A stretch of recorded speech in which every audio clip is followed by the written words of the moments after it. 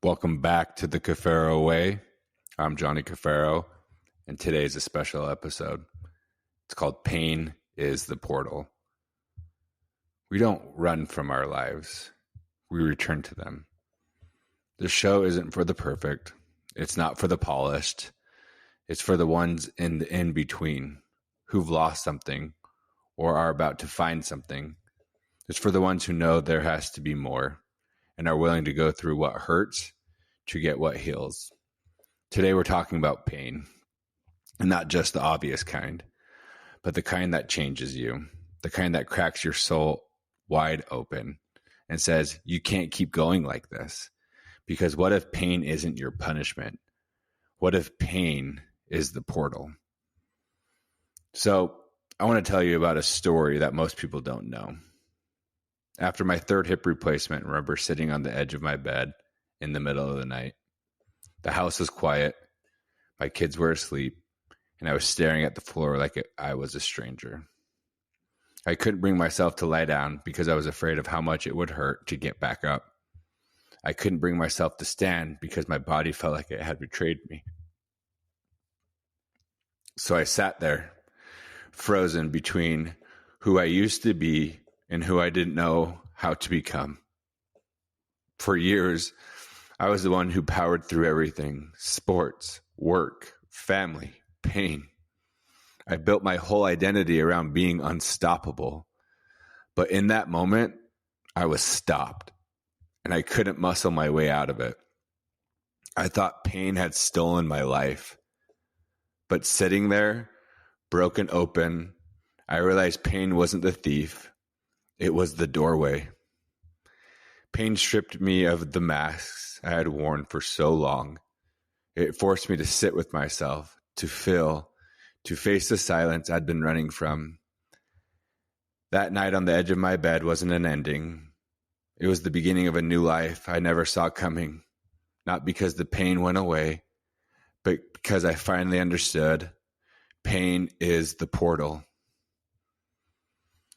Let's talk about the pain nobody talks about. It's not written in your medical records. It doesn't leave scars or stitches, but it lingers in your spirit like a weight you can't set down. It's the pain of sitting in a crowded room and still feeling invisible. It's smiling at dinner table for your kids while the voice inside you whispers, "Does anyone really see me?" It's waking up next to someone you promised forever to and realizing your marriage feels more like a business transaction than a union of hearts. It's climbing the ladder of success only to look around and wonder why the view doesn't inspire you anymore. It's praying the prayers you were raised with and realizing the words no longer carry the same meaning. This isn't physical pain. It's what I call soul friction. And here's the thing. Soul friction doesn't shout. It doesn't knock you flat like an injury. It seeps. It sinks deep into your bones, slowly grinding down the parts of you that are most alive. And if you don't stop to face it, if you don't learn to sit with it in silence, you'll spend your whole life running from it. And I ran for years. Not on a track, but from myself. In business, I buried myself in work until my calendar was bleeding. In relationships, I gave more than I had, hoping someone else's love could fill my hole inside me. In spirituality, I put on a mask of perfection, thinking if I prayed harder, meditated longer, or looked holy enough, maybe I'd finally feel whole. Every time the pain rose up, I found a new distraction, a new project, a new partner, a new plan. But here's what no one tells you. Pain is patient.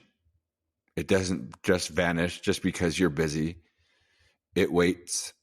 And when the noise finally dies down, when the mask slips, when the relationship crumbles, when the career no longer props you up, pain whispers. It whispers the same words every time. Come home. We've been sold a lie about strength. That strength means powering through. That strength means never crying, never bending, never breaking. That strength means being the one everyone leans on while you silently collapse inside. But let me tell you something radical. True strength is softness. True strength is stillness. True strength is not needing to be strong all the time.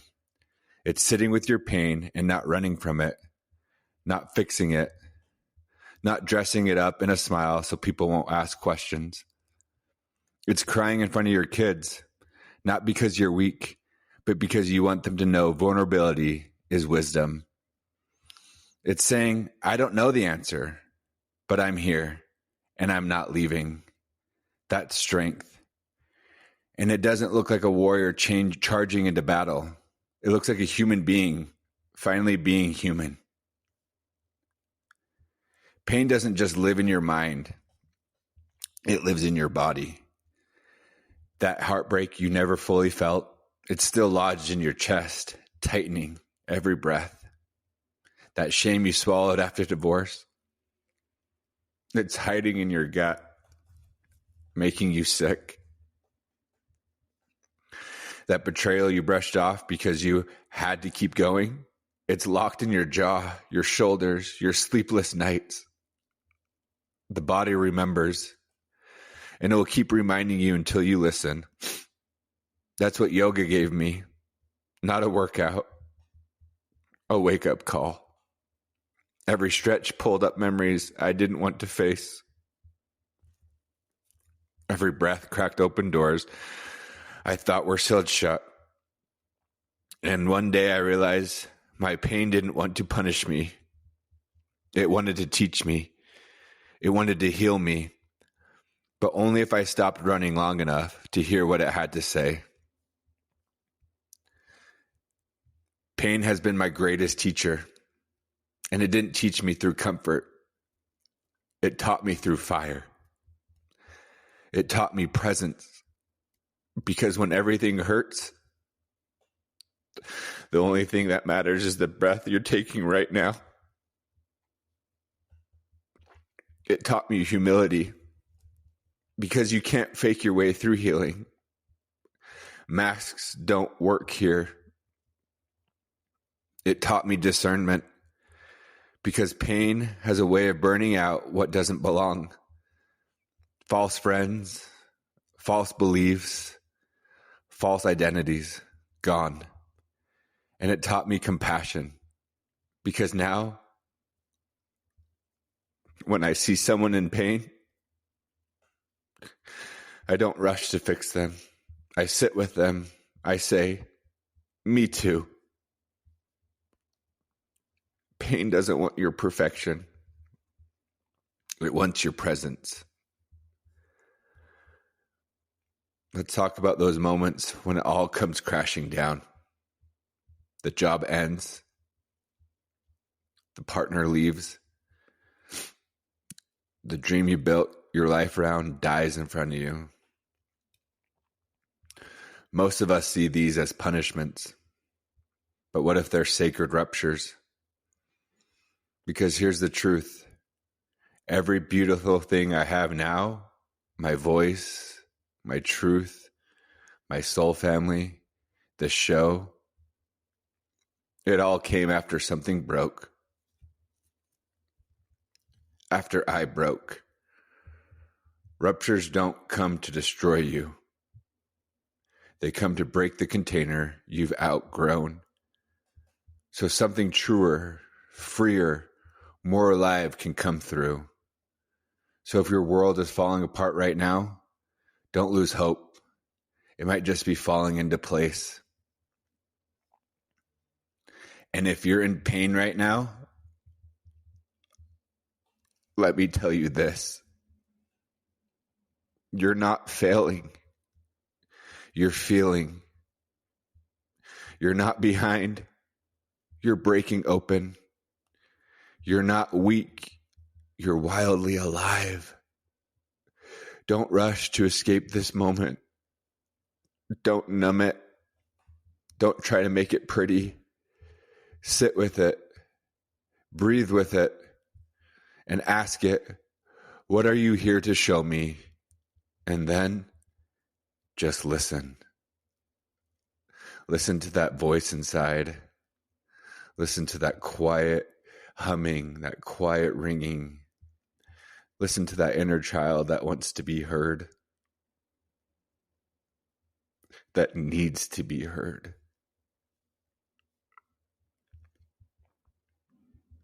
I don't have answers, but I do have questions. Invitations for you to carry. And here they are. What pain am I finally ready to stop avoiding? What did I lose that was never mine to keep?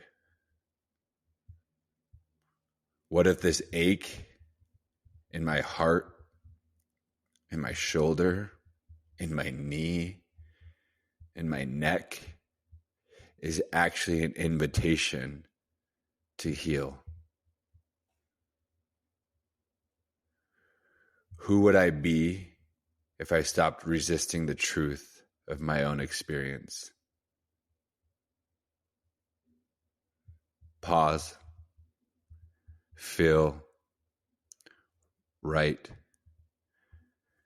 Cry if you need to, because heaven forbid that I cry a lot. Healing isn't a checklist. It's a relationship with yourself. It has nothing to do with anybody around you. I took a year off and I blamed everything on me. I blamed my marriage ending on me. I blamed me not being a present father on me. I blamed why I didn't have the job anymore. I blamed everything on me. There was no external forces that I could blame.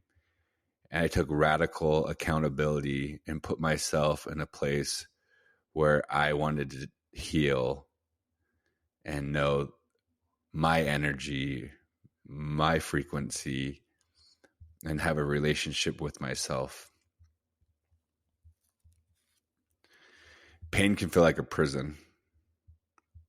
Walls closing in, windows barred, no way out. But here's the truth. Pain isn't a prison. It's a portal. It's a doorway to a version of you that's deeper, truer, freer. Pain is how we meet our soul. It's how we rewrite the story. It's how we reclaim the power we thought we lost. So the next time it hurts, don't ask, why me? Ask, what is this asking me to become? When you walk through pain as a portal, you don't just survive. You receive gifts you never imagined. Gifts like patience, because you've learned storms take time to pass. Gifts like presence, because you can no longer afford to live on autopilot. Gifts like gratitude, not for the pain itself, but for who it shaped you into. Every scar in your body is a reminder of your healing. Every scar in your heart is a reminder that love still matters. And here's the paradox. The pain you once begged to end may become the very reason you're finally alive. Pain gives us a blank page. For years, I let my story be written by my circumstances, by surgeries, by heartbreak, by losses that felt out of my control. But eventually, I realized if pain could break me open, then maybe pain could also put a pen in my hand. What story are you writing right now? Is it one of survival, just barely holding it together? Or is it one of resurrection, of a person who refused to let their pain be the final word? You don't get to choose what breaks you, but you get to choose what you create from the pieces. at some point, the climb out of the pain stops being about strategy and it starts being about faith. Faith doesn't mean having all the answers. It means trusting there's purpose in the process. Faith is what carried me when my body said stop. Faith is what whispered keep going when my mind was drowning in doubt. Whether you call it God, source, spirit, or simply love, pain invites you into a deeper relationship with something greater than yourself. Because when everything else is stripped away, faith becomes the only thing left to hold. When I left religion and I was searching and seeking for everything outside of myself, didn't know if there was a God, didn't know if there was something bigger or greater than me. I was just angry. I was angry about the pain that I had to live. I was angry about my circumstances. And then I finally just let it go. Let all the pain, the hate, the regret, the remorse, I just let it like melt away and just felt love. That I am loved. That I am love. And that I am loving. And by stripping all that away, it gave me something to hold on to. It gave me a greater purpose to see myself not as the world has seen me, but as God has seen me, as Source sees me, as my children see me. And I realized that there is something greater than myself, and that there's beauty all around us. And here's the truth that no one talks about. No one heals alone. Pain does isolate us. It tells us no one could possibly understand. Nobody could understand what you're going through. Nobody could understand your heartache, your loss, your pain. But when you're brave enough to share your story, you realize people don't pull away. They lean in. And I've had amazing people show up during this process of rebuilding and finding out who I am and stripping away all the masks. And you'll find a great community out there, like-minded people waiting to help you, to be there for you. All you have to do is ask. And that could be one of the hardest things that you can do, is asking for help. It's so hard to ask somebody when you are going through it for help. But when you do, you'll be surprised when they do show up for you.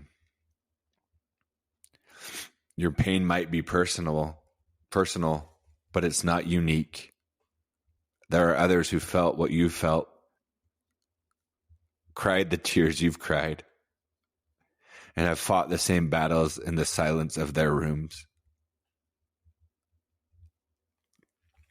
And sometimes the greatest healing comes from not fixing, but from someone else saying, me too. And I've been there, and I'm still standing. One of my favorite movies is a movie called Antoine Fisher. It has Denzel Washington in it. And it's about this man in the army, and he had a really rough childhood.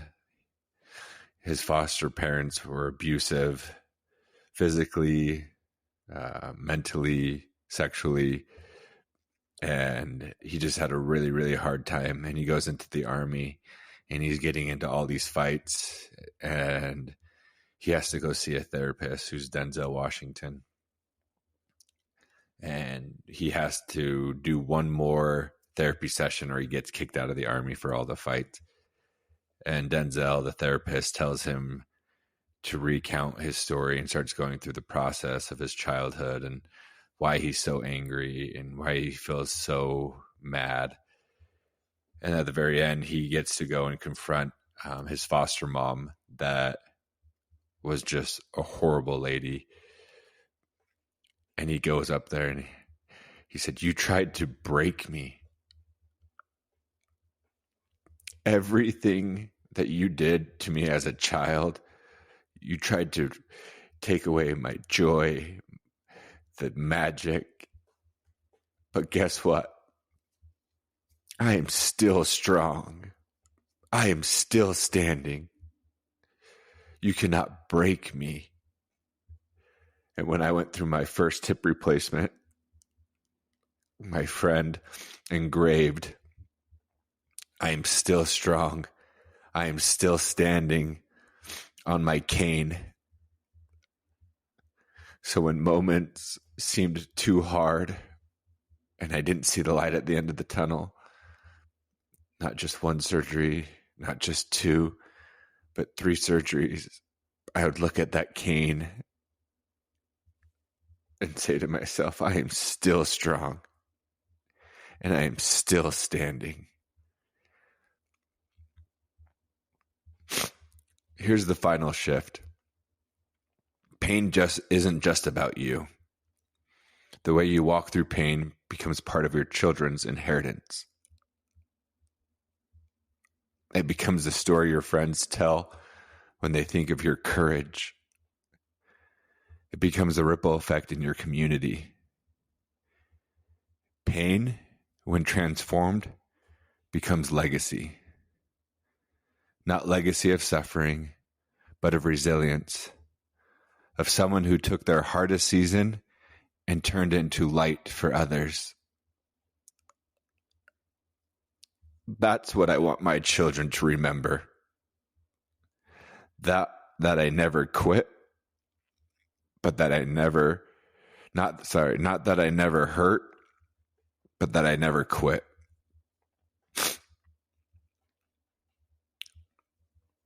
If you've been with me through this episode, I don't want you to leave with just inspiration or feel-good moments or sad moments. I want you to leave with integration. So here's what I invite you to try this week. 3 things, 3 impactful things that I think will help you. Take 10 minutes a day to sit in silence. And when that pain rises, don't run, just breathe. Write down, like we talked about earlier, one thing you lost that you're still carrying. Ask yourself, was this ever mine to keep? Tell someone you trust one piece of your pain story you've never spoken out loud, and let them see you. Let them see the real you. Put down your masks and help. Pain stops being a prison when we start practicing with it. One breath, one word, one choice at a time. The goal isn't to get rid of pain forever. That's impossible. The goal is to walk differently with it, to stop seeing it as an enemy and start seeing it as a teacher, to stop cursing it and start asking it questions. Because pain is not the end of your story. It's the place where your new story begins. If this episode cracked you open, don't rush to seal it back up. Sit with it. Let the tears fall if they need to. Let your heart ache if it needs to. Because the cracks are not where you're broken. The cracks are where the light gets in. And through those cracks, you're becoming something luminous. You're not just surviving pain, you're being remade by it. I'm Johnny Caffaro, and this is the Caffaro Way.